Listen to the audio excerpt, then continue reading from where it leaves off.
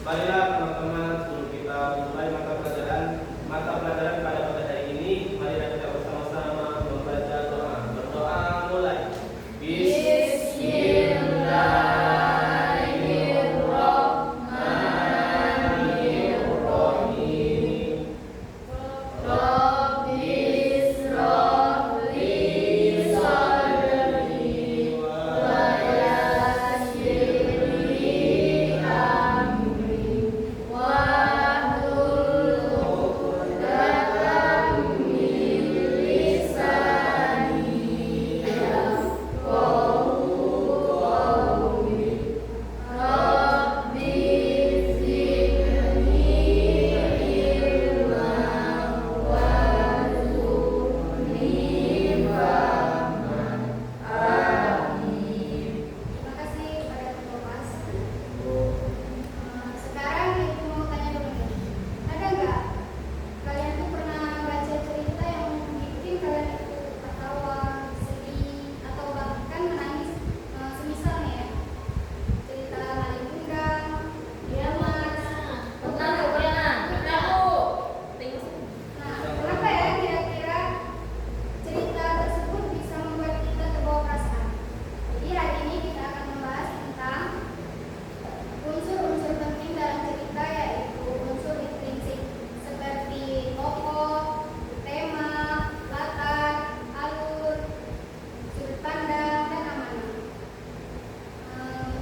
Supaya nggak cuma teori, kita tonton dulu video singkat tentang unsur-unsur intrinsik terlebih dahulu. Tolong diperhatikan ya, karena setelah ini kita akan bahas bersama-sama. Ya, Kali Bu. ini kita akan mempelajari tentang unsur intrinsik cerita.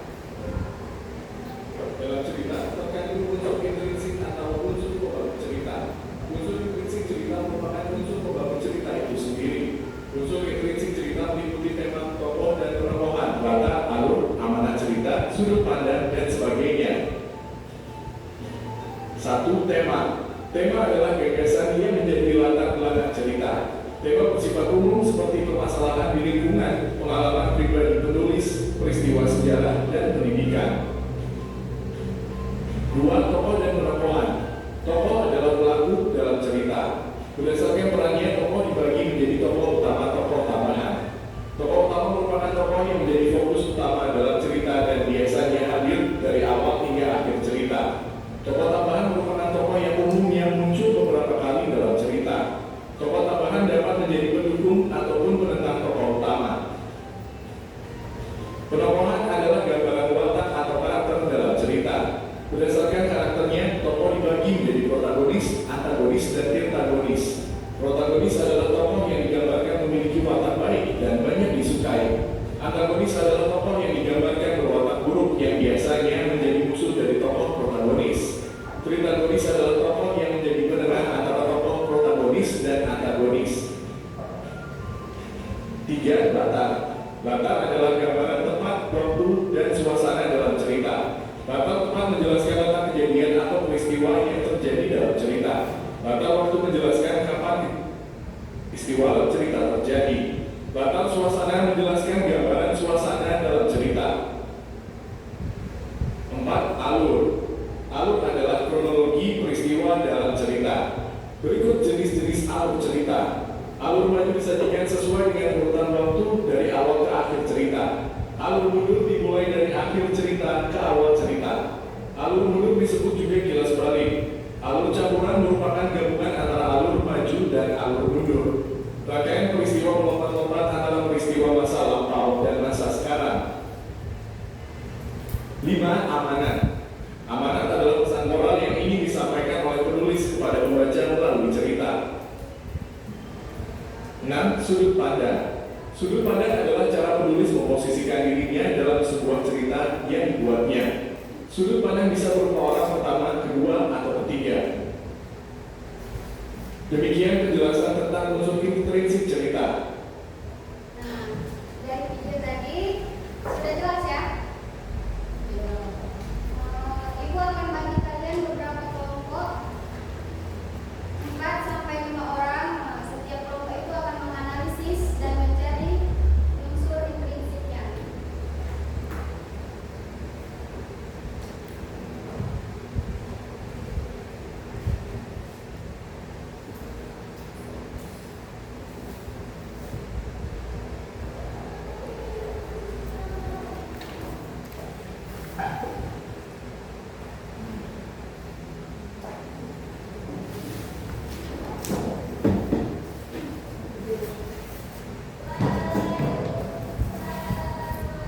Nah, tolong diisi LKPD yang dibagikan tadi, cari hasilnya dan hasilnya akan dipresentasikan ke depan. Ibu kasih waktu 10 menit ya.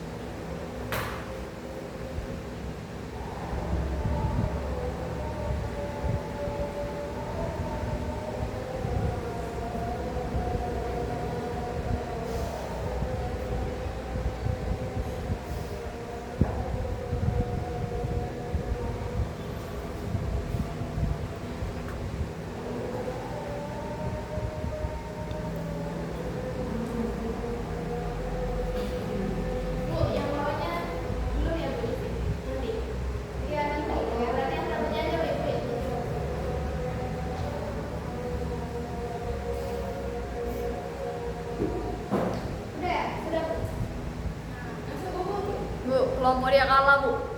Lambat. Itu untuk kelompok 1 boleh dipresentasikan tentang Selesai, Bu. Tinggal aja dulu. Oke. kelompok 1 ya. Iya. Tari, kenapa nggak maju? Tina, Kelompok 1 Excel and Exceller. Ya, kami calon ahli dan Dina. Jadi nama kelompok kami itu Expert and Excellent. wow. Lokus.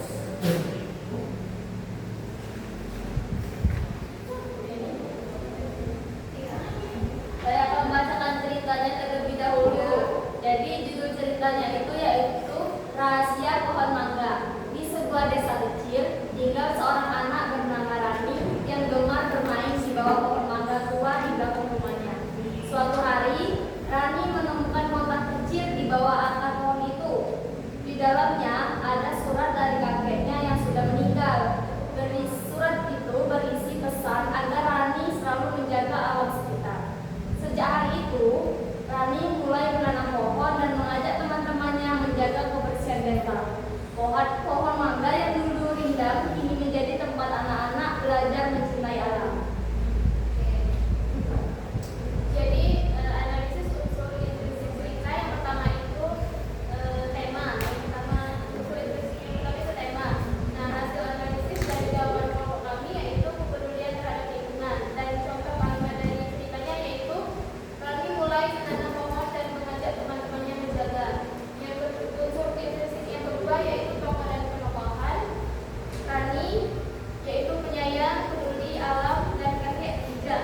Contoh kalimat dari ceritanya yaitu Rani menemukan surat dari kakeknya yang berisi pesan untuk menjaga alam. Unsur intrinsik yang ketiga, latar tempat, waktu, dan suasana. Hasil analisisnya, tempat di desa kecil, waktunya siang, dan suasananya damai. Contoh kalimat dari ceritanya yaitu Rani bermain di bawah pohon mangga di belakang rumahnya. Unsur intrinsik yang keempat, alur atau plot. Hasil analisis dari kelompok kami yaitu maju. Contoh kalimatnya yaitu sejak hari itu Rani mulai menanam pohon. Yang kelima, sudut pandang. Hasil analisis, orang ketiga serba tahu. Contoh kalimatnya yaitu Rani menemukan kotak kecil di bawah akar pohon. Itu. Dan yang unsur intrinsik yang terakhir yaitu amanat. Hasil jawaban dari kami yaitu jagalah alam karena alam juga menjaga kita. Adapun contoh kalimat dari ceritanya yaitu pesan dari kakeknya agar Rani selalu menjaga alam sekitar. Itulah jawaban kami. Kasih apa dulu untuk kelompok 1? Nama kelompok kami sesuai dengan apa yang kami sampaikan. Kami kan ya expert dan excellent. Makasih, Bu. Kami, Bu. Ya, untuk kelompok Kami dua, juara satu. kasih ya.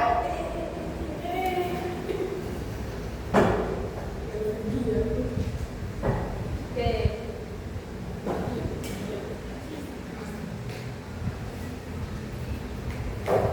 Payung untuk Cynthia. Saat hujan deras turun, Cynthia melihat seorang nenek yang kehujanan di jalan. Dia segera berlari dan memayungi nenek itu, meski ia sendiri jadi basah kuyup. Nenek itu tersenyum dan berterima kasih, lalu memberikan sebutir permen sambil berkata, kebaikan sekecil apapun akan berbalas kebahagiaan. Sejak hari itu, Cynthia selalu berusaha menolong orang lain tanpa menunggu. Oke, jadi identitas cerita yang kami ambil ini tentang payung untuk Sinta, dan nama kelompok kami adalah Snow Lotus. Jadi, Wow. ya, jadi anggota kelompok kami cuma ada 2, saya Yani dan Anissa Saputria. Benar sekali. Oke, ini dia hasil analisis yang kami kerjakan tadi. Yang pertama yaitu temanya kepedulian dan kelakuan hati. Hasil analisis kami dan contoh kalimatnya yaitu Sinta segera berlari dan memayungi nenek meski ia sendiri kehujanan. Gitu. Yang kedua yaitu tokoh dan penokohan. Hasil analisis dari kelompok 2 yaitu Sinta, penokohannya yaitu baik hati,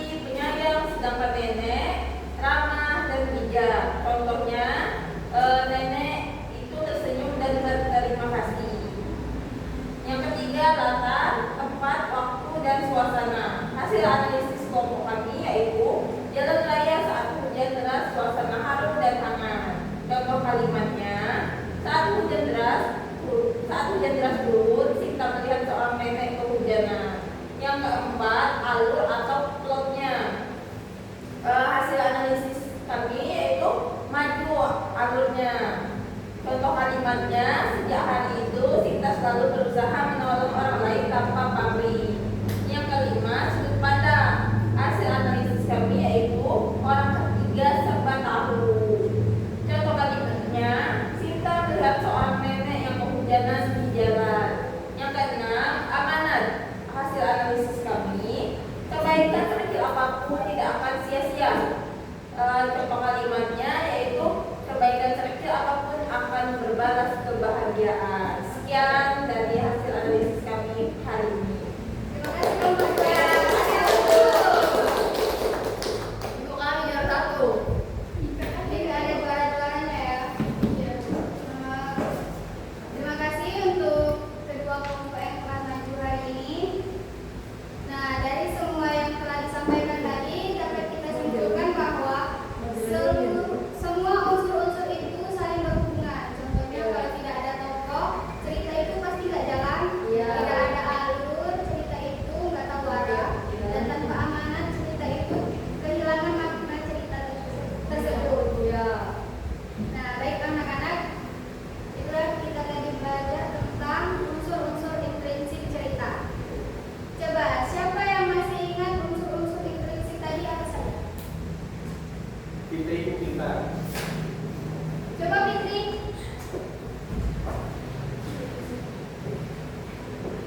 Rini Bu.